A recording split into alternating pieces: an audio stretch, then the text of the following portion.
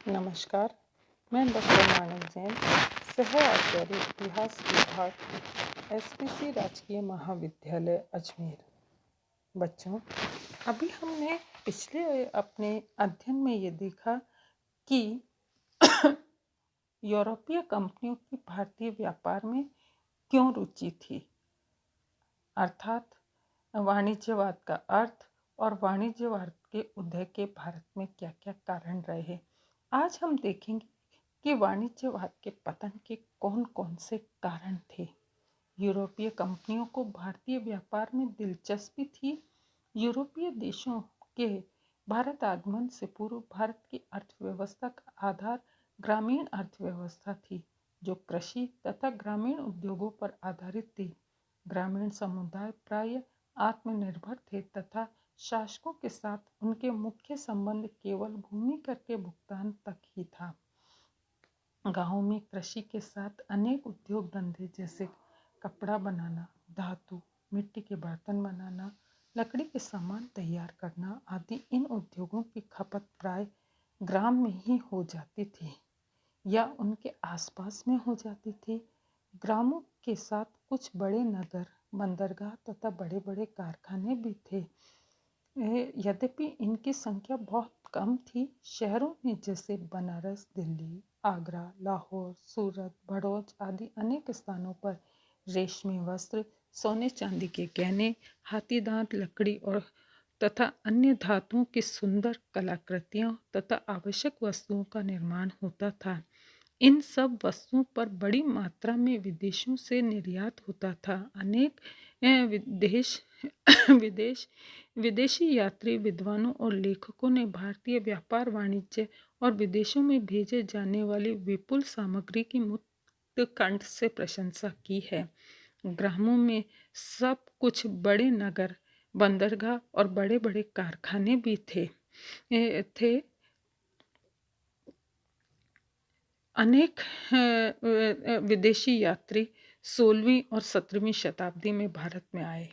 17वीं शताब्दी में भारतीय व्यापार वाणिज्य उन्नत अवस्था में था।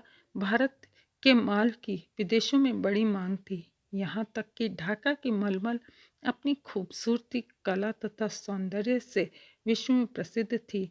इन वस्तुओं के निर्यात से प्रतिवर्ष भारत को अपार सोना, चांदी और धन आदि प्राप्त होता था। इसके अलावा यूरोप के बाजारों में भारत के सूती कपड़ों की मांग बहुत अधिक थी। भारत में के उद्योग धंधों के विभिन्न देशों में ईर्ष्या और जिज्ञासा का हेतु बने तथा अनेक यूरोपियन भारत पहुंचकर रातों रात अमीर बनने का सपना भी देखने लगे। यूरोपीय देश भारत की आर्थिक समृद्धि तथा प्रगति से अवगत थे। भारतीय माल की विदेशों में भारी मांग को देखते हुए लाभ कमाने के उद्देश्य से यूरोपीय देशों की अनेक कंपनियां भारत में व्यापार करने को उत्सुक और लालायित थी। सोने चांदी की अतुल संपत्ति के साथ भारत में अंग्रेजों ने प्रारंभ में बंगाल के व्यापार पर एकाधिकार बनाने के लिए पूरे प्रयत्न किए। वे भारतीय कारीगरों को अपनी अपनी चीज़ें कम कीमत पर बेचने के लिए मजबूर करने लगे। इसके लिए उन्हें पेशगी रुपया देने लगे और उनसे एक शर्तनामा लिखवा लिया करते थे, जिसमें एक निश्चित तारीख पर एक निश्चित परिणाम, एक निश्चित मूल्य पर कपड़ा देंगे। कंपनी कम से कम मूल्य निश्चित करती। जो जुलाहे पेशगी न लेते उन्हें कोड़े लगवाए जाते थे तथा शर्तनामा मानने को मजबूर किया करती थी। कंपनी अपनी ओर से कम समय देती। समय पर माल न मिलने पर सिपाही उसके घर पर तैनात किए जाते थे, जो अत्याचार करते थे। बहुत से जुलाहों ने अपना काम ही छोड़ दिया। अनेक ने अपने अंगूठे भी कटवा लिए। इस सब के होते हुए भी 17वीं शताब्दी के अंत तक भारतीय सूती और रेशमी वस्त्रों का यूरोप में बड़ी मांग थी। इंग्लैंड के व्यापारी खुश न थे। ब्रिटिश संसद को मजबूर किया गया कि पैसे ऐसे व्यापार वाणिज्य नियम बने जिससे भारतीय वस्त्रों की मांग इंग्लैंड में न हो।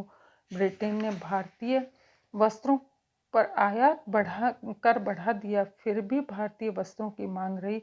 भारतीय वस्त्र पहनने पर भारी जुर्माना और दंड की भी व्यवस्था थी। देखिए बच्चों, कितनी अन्यायपूर्ण नीति थी। भारत का आर्थिक शोषण भी हो रहा था और दूसरी ओर भारत का राजनीतिक शोषण भी हो रहा था। बाद में अमेरिका के स्वतंत्रता संग्राम तथा फ्रांसीसियों और नेपालियों के युद्ध के कारण इंग्लैंड के संबंध यूरोप से बिगड़ गए और भारतीय वस्त्रों की मांग कम हो गई। 1757 में बंगाल में अंग्रेजों का सीधा शासन स्थापित हो गया। अंग्रेजों की आर्थिक नीति में भी परिवर्तन हुए।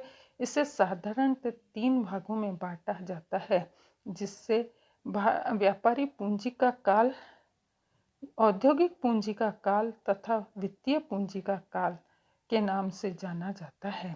जहाँ तक प्रथम काल में अंग्रेजों का व्यापार के साथ राज्य भी स्थापित हो गया, तो वाणिज्यवाद के सिद्धांतों को अपनाया गया। भारत में पुरानी अर्थव्यवस्था को तोड़ा मरोड़ा गया। सिंचाई व निर्माण के कोई कार्य नहीं किए गए। भारत में अंग्रेजों ने अपनी भूमि व्यवस्था को लागू किया। भूमि व्यक्तिगत संपत्ति मानी जाने लगी तथा नई कर नीतियों के द्वारा भारतीय कारीगरों, शिल्पकारों को नष्ट कर दिया गया। मात्र देश की सुरक्षा, भारत से धन संपत्ति की निकासी, भारतीय अर्थव्यवस्था को नष्ट किया। यह व्यवस्था 1813 तक, जब तक कि कंपनी का व्यापारिक एकाधिकार समाप्त न हुआ, चलती रही। गर्म मसालों की उपलब्धि हो सकती थी तो खाद्यान्न की पूर्ति भी की जाती थी।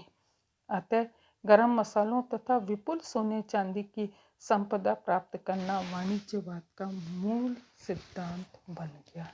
इति नमस्कार।